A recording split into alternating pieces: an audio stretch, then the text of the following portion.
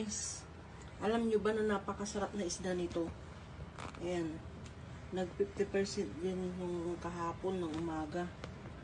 500, 50% of 250 na lang. Ang sarap nito. Diyos ko. Sarap niyan. Yan ang laman niya sa loob. Yung laki-laki pa. Mataba. Ayan o. Taba niyan. Grabe yung lapad ng isda na yan. Mataba. Ang laki isda. Hindi kasa sa kawali.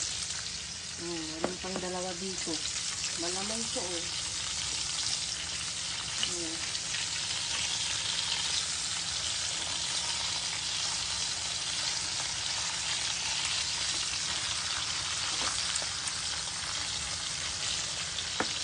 Ito yung nilalagyan nila na arena minsan sa restaurant.